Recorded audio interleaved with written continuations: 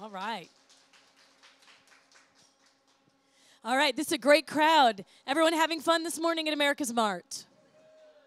It's great. Sorry about the weather, but it's good to be in here in this nice, warm kitchen. How many of you entertain? Yes, everybody does. How many of you are exhausted after a party? You say, I didn't even get to talk to anybody because I didn't have any fun.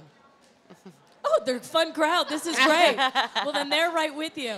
So this group, Coton Colors, is amazing. I have nothing to say because they can say it all. So I'm going to turn the microphone over to Lindley Paskey with Coton Colors. Also, if you have any questions during this, they all said they would be happy to take any questions, comments. I'll be out there. We can help translate to you here. So please feel free to engage and entertain yourselves and entertain them because I know you guys have a lot to say, right? Yes. So this is Lindley Paskey. Thank you so much. We're so excited to be here today. Again, I'm Lindley, and we want to welcome you guys to the Coton Colors Kitchen demonstration of Celebrations with a Twist. You're going to leave here today with some tasty ideas to stir new traditions and create happy, get it, happy memories. And along the way, we're going to fill your bellies with some good taste. So anybody that's in earshot, all y'all standing back there, you need to come on in, come get a seat, sit down. It's going to be lots of fun. And at the end, we're going to be doing some giveaways, so you'll want to stick around. Based in Tallahassee, Coton Colors designs creative home, dining, and decorative pieces that are designed to live life with style. They're sought by discerning gift givers and decorators across the country, and the sought-after Happy Everything collection is a must-have to make ordinary moments extraordinary. Our artist and owner, Laura Johnson, has had the distinct pleasure of growing her business and marrying her passions of handcrafted artistry with inspirations of celebratory moments. Now, after many years of considering doing a cookbook, she finally found the missing ingredient, her best friend, Susie Murray, to share her recipes and her seasoned entertaining philosophies. Laura has laid down her painting palette, but only briefly, to explore the culinary palette with the brand new Happy Everything Cookbook.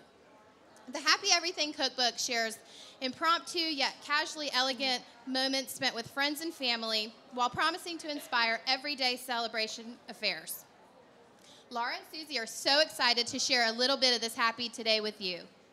They're going to show you how to take your next dinner party up a notch with surprising fare and fresh decor as the two present Celebrations with a Twist. So without further ado, I'm excited to introduce you guys to Laura and Susie, the co-authors of the Happy Everything Cookbook. Thank you, Lindley. Good. It was a long-time dream of mine, as Lindley said, to create a cookbook, and I was so glad that Susie joined me to do that, and I really hope that the cookbook inspires you to create memorable events with your family and friends. And the cookbook is separated into 11 different chapters with all different types of celebrations. And my very favorite chapter of all is the Chinese New Year, which we are going to share a part of that with you today. And I do a lot of travel in China, and I'm very fortunate to do so. I love the culture, and it's very interesting, find it very interesting. I'm also very fortunate to have my sister travel with me to China, and we have a great time, and we always joke because we eat a lot, and we experience a lot of different types of food, and we are the only two people that go to China and actually gain weight. So we have a lot of fun there. And one of the very favorite things that we enjoy while we're in China is dim sum, and I don't know if any of you are familiar with dim sum, but the only way that I can really kind of describe it in our terms is it's a brunch somewhat. But it begins early in the morning, 7 o'clock in the morning, and it lasts until 4, and they only serve it during that time. And it's our favorite because we love lots of little bites of things, and dim sum means little snacks. And they're all designed, you have a special menu that you check off, and it's all different types of fare, little snacks that you enjoy sharing at the table. Big round, lazy Susan in the middle always, and you can take little snacks here and there. And the very favorite thing that we enjoy is steamed dumplings. We love dumplings, and they have all different kinds. And I found it really fun when I got back home that they're really kind of easy to make and very, very simple. And let me tell you, let's get right cooking. You start, our steamed dumplings, which is found in the chapter that I was describing, is simple too. And you start with a pound of ground pork, and Susie's going to help me dump all and stir. You start with a pound of ground pork. You add a small can of water chestnuts chopped finely, and I always like the sliced ones because they're easier to chop rather than the minced. You mince 4 cloves of garlic and 1 tablespoon of sesame oil, 1 egg beaten, and 2 tablespoons of oyster sauce. And one of the little tips that I have for you today is a lot of people shop at Asian markets. That's a little secret find that I found. It's always really fun to go and experience it. You have a lot of authentic food there, and it's also extremely cheap. Like this bottle here was about $3. Where in the grocery store, the little bottles are more expensive, and you have really better ingredients and finer food there. So there's lots of fun things that you can experience, lots of good smells and lots of fun things. So you mix that up, and then you just get the little wonton wrappers. These are in the produce section of all the grocery stores, and you take them, they're already cut for you. So what you do to make them, and this is kind of when you can bring your friends in or your kids in to help you, is you just take one of the little wonton wrappers. You always have a little bowl of water beside, and you take about a heaping teaspoonful, and you get the little mixture in there and just put it right in the center of your little dumpling. And you take your finger and you wet all the way around it, and that seals it, and then you just turn it and press it and make a little pocket, and you pinch them together.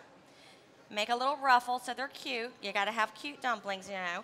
And that's a fine art in China, is that the dumplings, you find people have really experience with beautiful, beautiful designs. So that's one thing that we always enjoy. Another thing that was always fun is that they always serve dim sum on various different types of plates and platters, and I'm all about that. But one of the major serving tools is the steamer baskets. And in China, they come to you with a table with all different sizes. And these are a wonderful tool that you can steam vegetables. You don't have to add any fat to it. And they're a very, very versatile tool, and I highly recommend them. They're very inexpensive. You can even buy them in the grocery store now. And it's fun because you can layer them. And in China, if you're brave enough to peek into the kitchens of China, which sometimes you don't want to, but you look in the kitchens, and they are stacked high over low pots, this high all the way up. And this is how they'll cook all their food and bring it to you, to your table that way. So, and this one's so cute. I like the little size, but you can do bigger sizes. The 12 inch is what I recommend for this. I always layer it with Napa cabbage so that they don't stick. And you just put your little dumpling inside there, a little separated so they don't stick together. And then you just put them over a low pot, a skillet filled with water, and you just turn them on and steam them for 20 minutes. And then they're delicious. And you're going to have the fortunate to be able to taste those today too. And the best part about Chinese cooking to me is they're all about the sauce, and I love sauce. And the dipping sauce is what's the sweet, gingery flavor that makes it so tasty. So Susie, if you'll help me make that. Sure. The ginger dipping sauce is real simple to make. A half a cup of soy sauce, half a cup of balsamic vinegar. They actually have balsamic vinegar in China. 1 teaspoon of freshly ginger, and I always use the microplane to mince my ginger, and that way you have a nice, good flavor of that. And a little bit of sweetener is the half teaspoon of sugar. And then you can just set that out next to your steamer basket. You can actually serve straight from the steamer basket and put your little dipping sauce. And of course, you have to use chopsticks, which makes for a great party conversation because people always are having a good time learning how to use chopsticks. Or you can use bamboo picks too. It makes it a little easier for them. So you'll be able to taste those in just a minute. Once they're finished steaming, they've got that in the back. Okay, super. The next thing we're going to do are the Asian sticky ribs. I made these for a party one time, and somebody said they were the best ribs they ever had, so I hope that works out for you too. I hope you get those compliments. First, we're going to make the sauce, and the sauce consists of 1/4 cup of molasses, 6 tablespoons of honey. Better get that all out of there, all that goodie. Right. And then rice vinegar, 2 tablespoons of rice vinegar, and 2 teaspoons of sesame oil. Now, rice vinegar is different than rice wine, so make sure you get rice vinegar. You can find it in the Asian section, or you can find it in the vinegar section, but not rice wine, rice vinegar. And then the sesame oil just gives kind of like a really nice toasty taste. The next thing you're going to add is the white pepper and the 5 spice powder and salt and pepper. And then all you're going to do is put this on to simmer. And it just needs to be heated and mixed thoroughly. That's all you need to do to make the marinade. Now, the next thing, Laura would not want me to talk about this because she's all about everything happy, but I'm going to tell you the secret to good ribs. And the secret to good ribs is to pull this membrane off the back. Now, I know this is dirty to talk about, and it's not exactly happy, but I think it's the key. So what you do is you just slide your knife underneath here, and then you pull this membrane off this rib. You know how sometimes when you're eating ribs, it's hard to eat the rib because it's tough. You know, there seems to be something that's kind of holding everything together. Well, if you take that off and throw it away, it really makes a difference. So I think that's a real good, important thing. Then you want to rub the ribs with 12 cloves of garlic. These have to be made the night before that you're serving, or at least they need to marinate at least 8 hours, so plan ahead. Okay? And then what you're going to do is take the marinade, half the marinade, and you're going to put half the marinade over the ribs and cover them with saran or however you choose to seal them. Put them in the refrigerator for at least 8 hours, Laura, if you want to do that. Mm-hmm.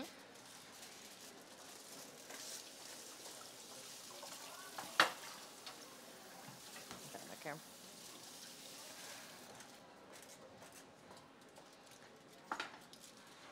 So, how are the dumplings? They good? Good. The sauce makes it. Okay, so the next day, you're going to take the ribs out of the refrigerator, and you're going to wrap them in foil. And so, I'm sorry. out of the refrigerator, going to take them, going to place them on the foil, put the marinade over the top, wrap them in foil. I'll do that. And you're going to bake these ribs for 2 hours on 325. And so they're done when they come out of the oven. What I like to do is, you could eat them like this and use the reserve marinade, but what I like to do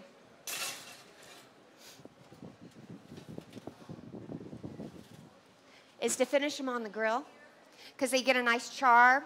And so what I would do is take these ribs, and you can make these ahead of, of the party, and then when you get closer to eating time, just light your grill, finish this rack of ribs on the grill, and baste it with the half of the sauce that you have reserved in the refrigerator.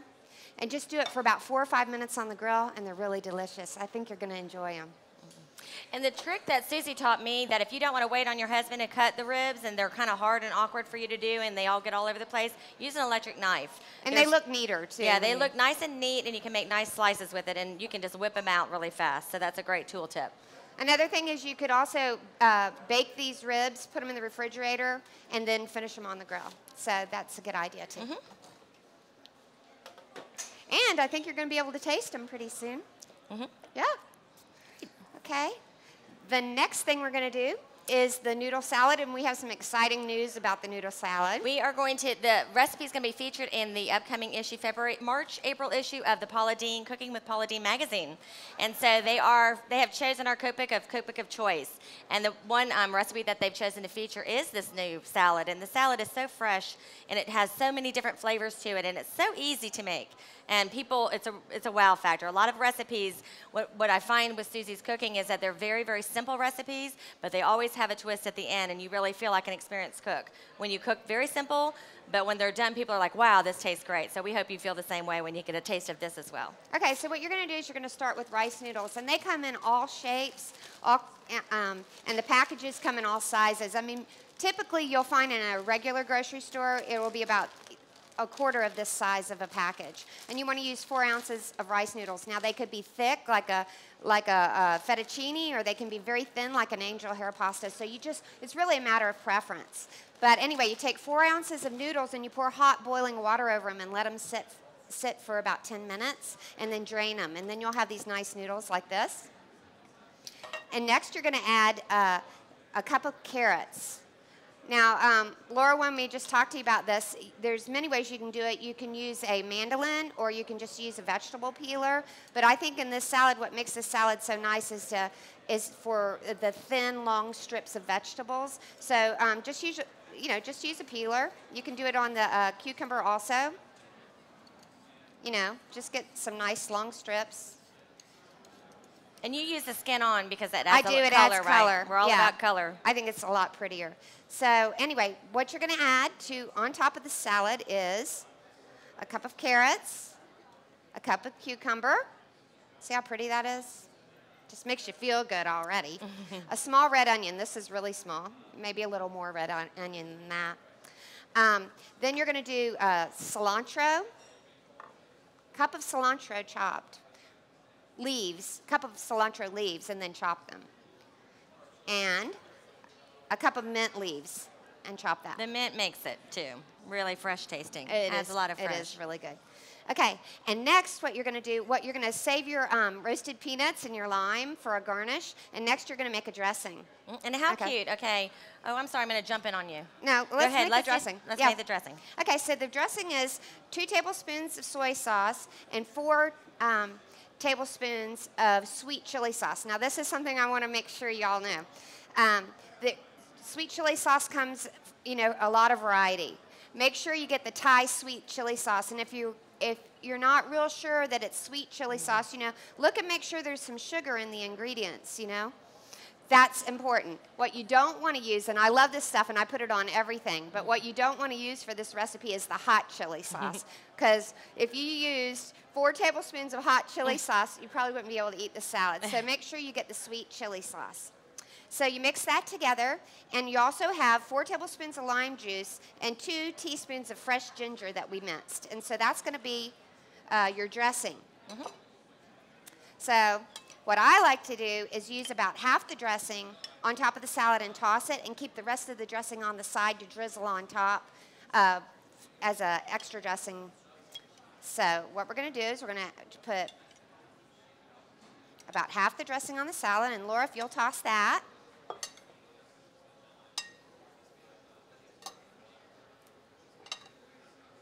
Y'all doing okay? Oh, good. Okay. You like them? Good. You're like in China, you're eating ribs in the morning. That's perfect. In China, they serve all kinds of food, like literally fish head soup. 7 o'clock in the morning, you'll find lots of beef noodle soup in the morning. That's what dim sum is all about. It's all the different types of food that's a little bit more savory than what a traditional American breakfast is. And truthfully, to get all the goodie into the noodles, you might want to use your hands, but we won't do that now. But if I were home, that's what I'd do. Look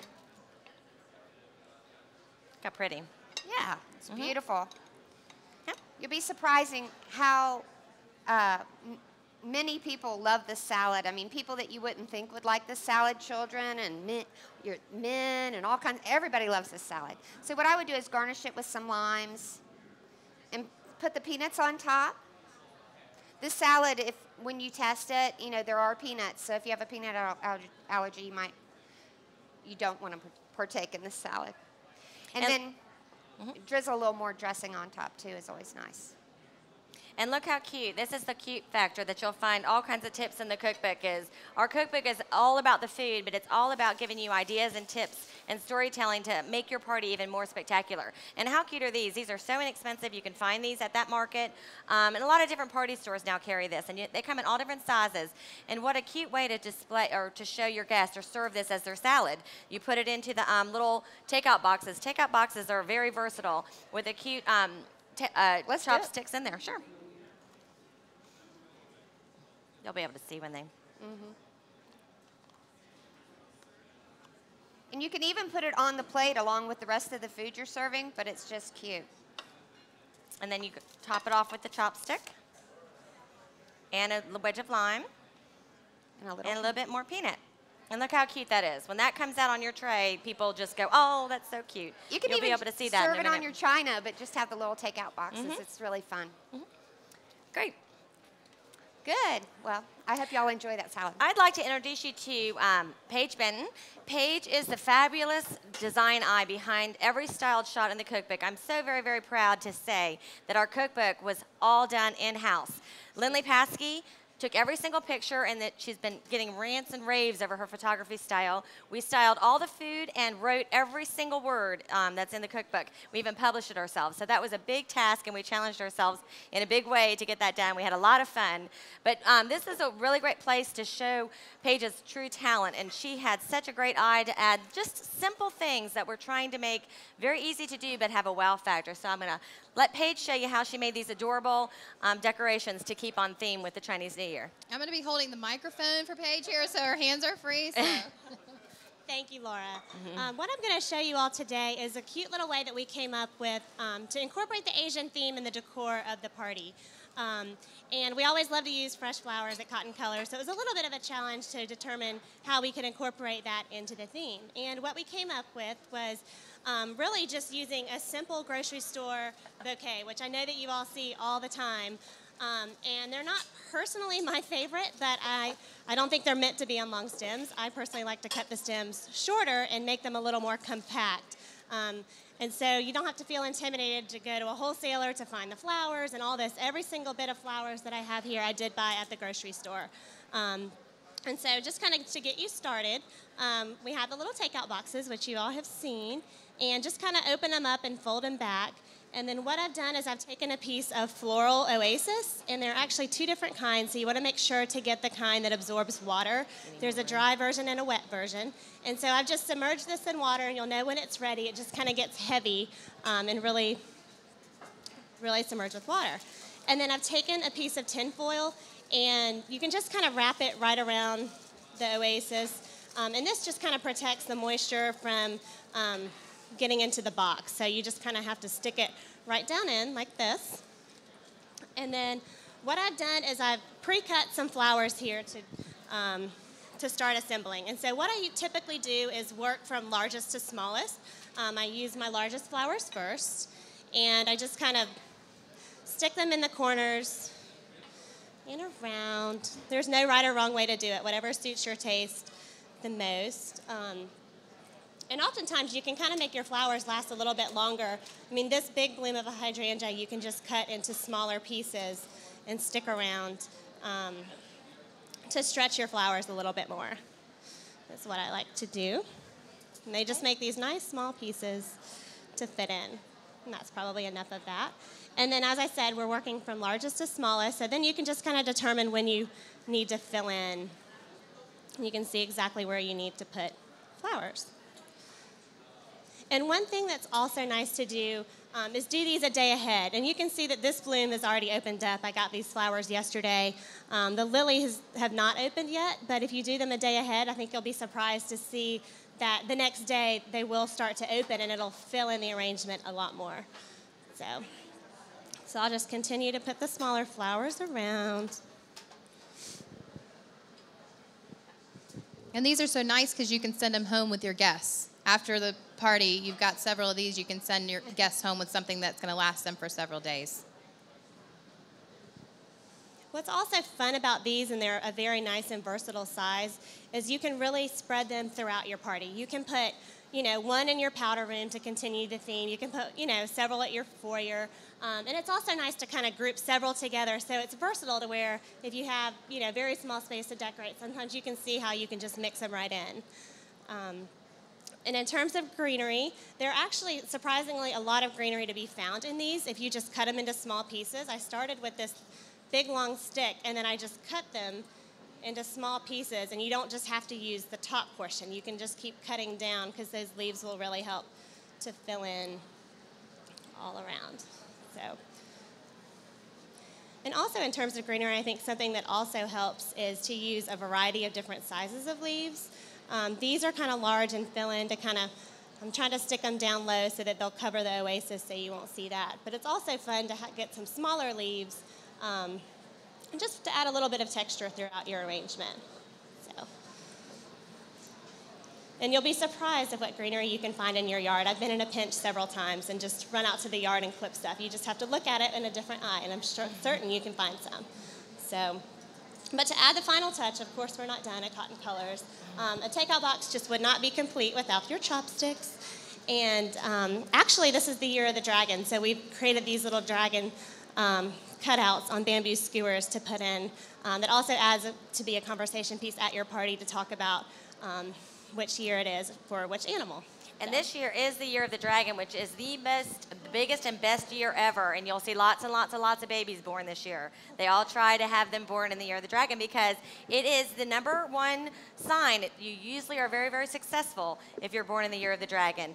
In our cookbook, I love the Chinese horoscope, and I find it so interesting. And it's such a great party starter conversation. I always have it on my buffet, and we put all the different years so you know. But it's wonderful to talk about at your dinner parties. Whip out that list and say, what year were you born? It's all based on the year you were born. and to ask and to read the characteristics, and we've listed that in the cookbook for you. If you were born in 1952, 64, 76, 88, or the year 2000, you were born in the year of the dragon. So, and then we're going to have a lot more this year. Great. Well, we couldn't think of a better way to wrap up an evening, a party, than with a grand fortune cookie. And so Laura and I made these one time for a birthday party for a friend. And it was just a great surprise. People really enjoyed them, and they're a lot of fun to make. So I'll show you how to do that. What we're going to do is first you get a cookie sheet, and you're going to get a piece of parchment paper. And you want to be able to tape down the edges of the parchment paper. Flip it over. I like to use a salad plate. That seems about the perfect size for making these cookies. If you could use a dinner plate, but I find the salad plate the most manageable size. So take your Sharpie and make a circle, and then you're going to tape this down. And I don't have my glasses, so I hope I find the end of the tape. And I think take your time in doing this, because it's really the key to making a good cookie is that the paper is really tight and taped down to the cookie sheet. If there gets to be a ripple in this while the cookie's baking, the cookie may tear. So tape it down.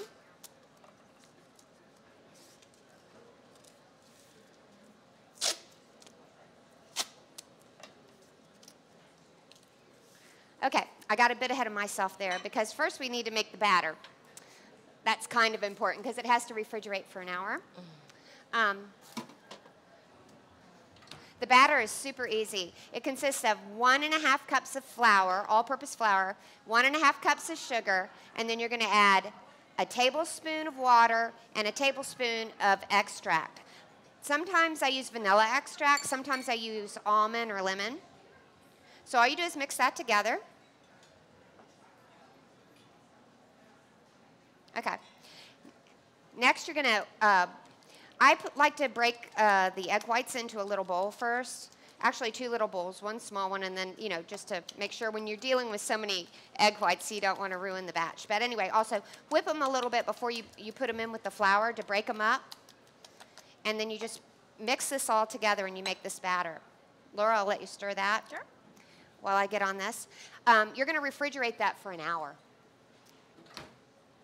Next, what you're going to do, after you tape down your parchment paper, you're going to put slightly, I don't know if it's quite 1/3 of a cup, but a little more than 1/4 of a cup of batter. And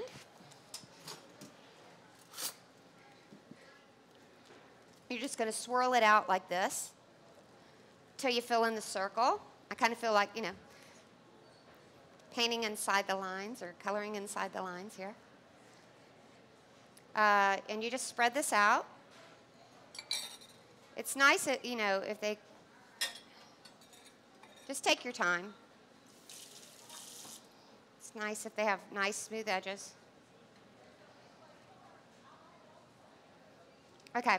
You're going to preheat your oven to 400 degrees, and you're going to bake these for 5 minutes and then check them. Every oven's different, and so it's real safe to do it for 5 minutes. And so put them in the oven. And when you take them out of the oven after 5 minutes, they're going to look something like this. They'll be stuck to the parchment. You're going to have to use a spatula to get it up. Okay, so right now you couldn't bend this cookie because it's this has been sitting out, because I just wanted to show you that take your time. You don't have to be in a rush. And also, if you use a bigger cookie sheet, you can make 2 at a time. You can have these discs, and you can make all your discs first, and then you can fold the cookies after, if you choose to, or you can do it as you go along. But what you do is you put it in the oven.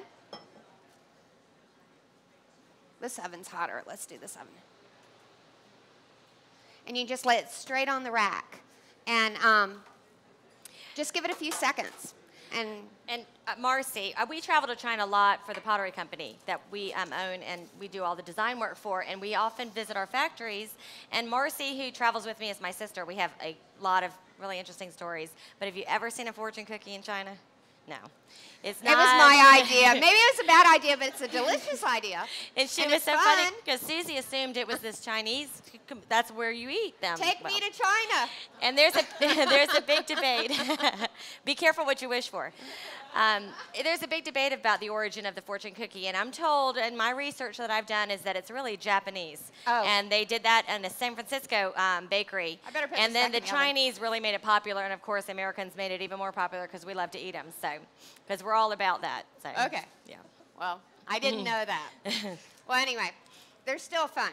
So what you do is put your fortune on the rolling pin. And you can have a ball with the fortunes. We gave my girlfriend a 50th birthday party, and we asked the husbands to make the fortunes, and let me tell you, they had a great time with it. So you can get the kids can have fun with it and get your husbands involved. They're and really the more clever. you know about a person, the more you can predict their future.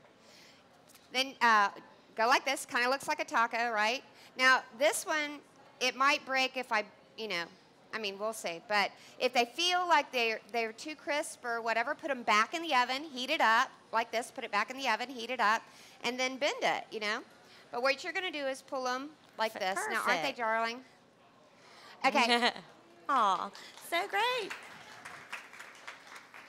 Yeah. So it's a great way to end the evening. Now, what I like to do, and people have a great time with these, and they're delicious like this, but sometimes I think it's fun to, I'll make chocolate mousse or whip some whipped cream, and I'll put it in a gallon-sized baggie, and then I'll pipe it into each cookie, and then you can just put, like we show in the cookbook, I think it's this one here. Right, we'll just tuck the message on top instead. But if you fill it with that pudding or mousse or whipped cream, it's really fun. People just they start tearing them apart and eating them with their hands. And I also, I didn't have any fruit today, so we're showing this. But what I like to do is to plate it and put some kiwi or pineapple or strawberries on the plate, and it's really fun, and people are just like sticking their strawberry in the whipped cream or the chocolate, and you could even drizzle it with chocolate. Have a lot of fun with it, though. That's what's important, is to have a good time. And one thing we didn't touch on is my theory in having a dinner party is I like to have my friends in the kitchen with me. So we would I might make the disc, but we may keep them and bend them and put them in the oven together and bend them and have a good time with it. And I just think if the people are invested in the meal, they enjoy it more. So that's what I do. It's great fun. Yeah. Well, we hope that you've enjoyed learning some tasty tips and tasty treats and seeing some decor tips. And we don't want you to leave without being happy, so we have got prizes for you. Of course, we're all about it. We're all about having fun and making people happy. So look under your chair, feel under your chair, and there's if you find a little something that's unusual, let's see. Let's hope you all sat in the right chair. If not, move seats. You have claim for the empty rows. There you go. Come on up. Come on up. If you found the little secret prize, which is the wooden spoon, come on up. There should be Come three on up. total. There should be 3. There we go. We got 'em. Yay, winners. Yay. The smallest, let's see who's got the smallest. Come on up, come on wooden up. spoon. Come on up. Come on up. The smallest, you are a wonderful winner in the fact that you get this, our Happy Everything Cookbook, copy of our Happy Everything Cookbook with the cookbook stand. If your So spoon who's got says the small, smallest does one? your spoon say small? There you go. There you go. Says small. Enjoy. The medium, you get to enjoy the medium, the little mini, which will hopefully bring you happiness. This is our #1 feature in our line, which is the Happy Everything Platter, and it's Velcro. So you can So buy the more little attachments. toppers, you can come and see. We've got lots and lots, hundreds of attachments for you. So we hope you enjoy your little happy. And for the big spoon, the big winner, you get our brand new neutral Happy Everything Platter. Same idea. Yay. Now you got to lug it around with you, but we can hold it in our showroom for you, and you can pick it up if you'd like with the stand. And it's also got the Velcro, and of course we've got the cute theme, which is the new takeout box for this year. So you enjoy. Thank you. Congratulations. Congratulations. Now, for the rest of you guys that didn't get a spoon, we have many, many cookbooks set up back here. Laura and Susie are going to be signing copies and personalizing them for you all. And as Susie and Laura mentioned, 2012 is a very big year for us. You're going to see the cookbook in lots of publications, including Cooking with Paula Deen and Southern Lady. And we have a few more really exciting ones in the works. So your customers are going to know this cookbook. They're going to be asking for it. So you want to make sure you have it in your store. We'd love to see you guys in the showroom. If you're interested in opening a wholesale account with us, we would love to see you down there. We are on the 6th floor right by the bridge in Building 2. So please join us on the other side. Laura and Susie can answer any questions you guys have. And we are so thankful that you came today. And thanks for finding a little happy with us today and everything. Thank you. Thank you. Thanks. Thank you.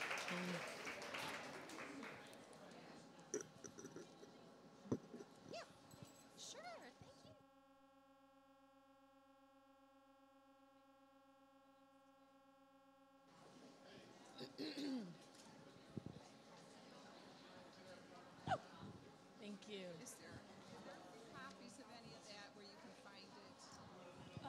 I think it's in the book.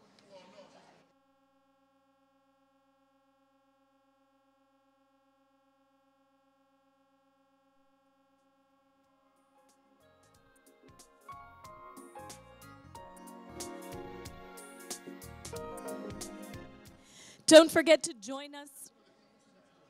Don't forget to join us back here at noon. We're going from the garden to gourmet with James Farmer. He's a local author, and he does farm-to-table lifestyle. So he's going to whip up some delicious recipes from his book, A Time to Plant, Southern-Style Garden Living. He's using fresh organic ingredients and herbs. So he's going to show you how to live farm-to-table, and a book signing after, some delicious food at noon. We'll see you back here in the Gourmet Demonstration Kitchen. Thanks.